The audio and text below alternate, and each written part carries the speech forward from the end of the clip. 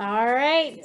Now we're talking about a perpendicular segment through a point, but this time the point is not on the line. The most important part about this conversation is just like up on this one, we had to find our segment that we're bisecting. The same is true here. So you're going to put your nose on that point, and then using your compass, you are going to draw an arc that intersects your line in two places. This arc intersects this line here and here.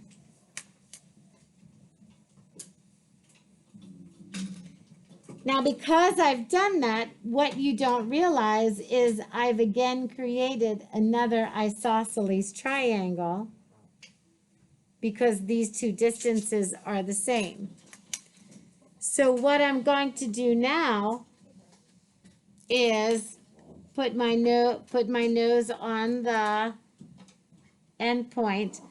I'm going to extend my compass a little bit beyond, and I'm going to draw an arc below the line from each end point.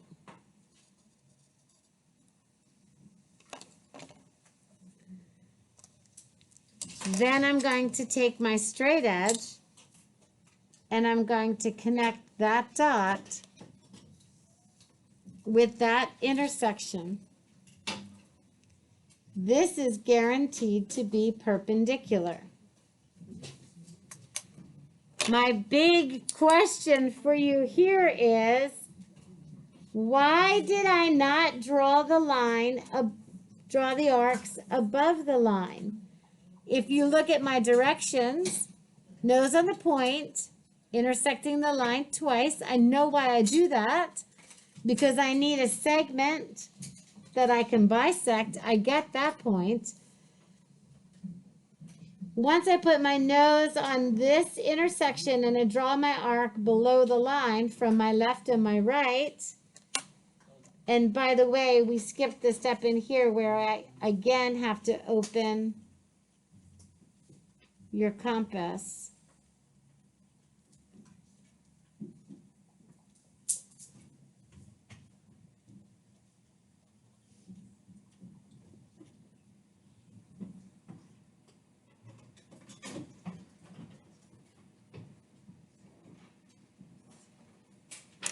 Why isn't it necessary to draw the arc above the line?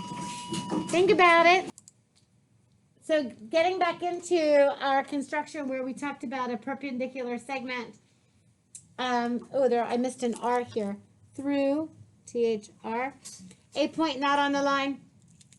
And we do want to make sure that we're opening the compass past half of that distance.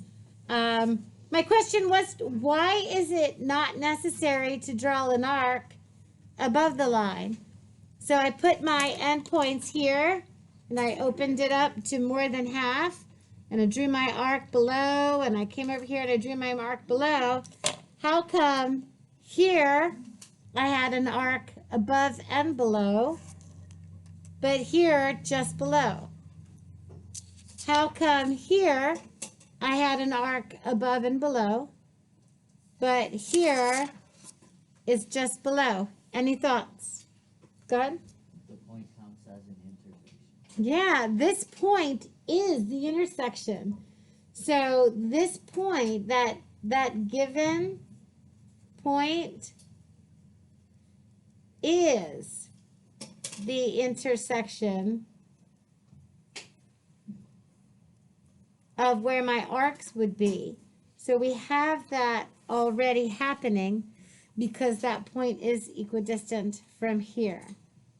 So that's an interesting conversation about why that does or does not work. In fact, if you didn't open your compass past, then you would notice that that intersection still happens, and these two would be even, equidistant from this line. If you did open your compass up more, then this distance is going to be further down here. but regardless, that point is your past. All right, so we've got some extra practice for you on these sections.